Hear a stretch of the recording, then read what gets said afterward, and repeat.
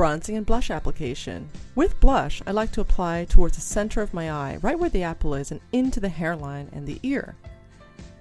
You can see the diagram right there. It's laid out for you. It's pretty simple, not past the eye as well. I use a nice fluffy brush and first apply to my apple. Then I push my brush backward, lightly, towards my ear. The apple is going to have most of the color applied to it with blush. I blend in with short and longer strokes sometimes, whisking it in and making sure everything looks real and natural. Blush colors are usually coral, pink, sometimes they're plum, or they're rust tones for darker skin.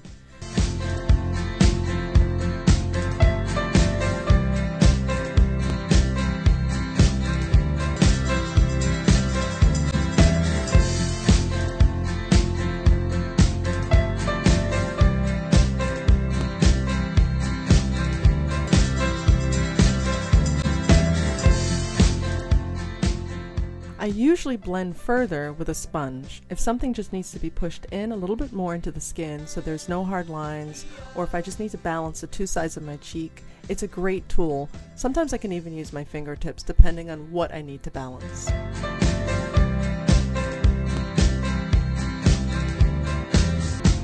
So now we're about to apply bronzer.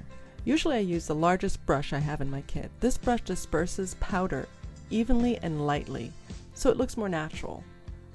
This is my Smashbox bronzer that smells like gardenias. Who could resist? So in a figure 8 style, with more application on your forehead and your cheeks, and a little bit less on your chin. I usually apply my bronzer like I'm emulating the sun. The largest amount of powder should be on my forehead. A little bit more should be in my cheek area towards my ear. Then there should be a light dusting at my nose and my chin. Sometimes you can use your bronzer to create effects. If you want to soften your jawline, you can put a little bit more in your jaw, but you have to be very careful, especially as you head towards reddish tones in the bronzing. One thing I make sure I do is I fuse my bronzer with my blush. Sometimes you can even use your bronzer as your blush, depending on the effect that you need.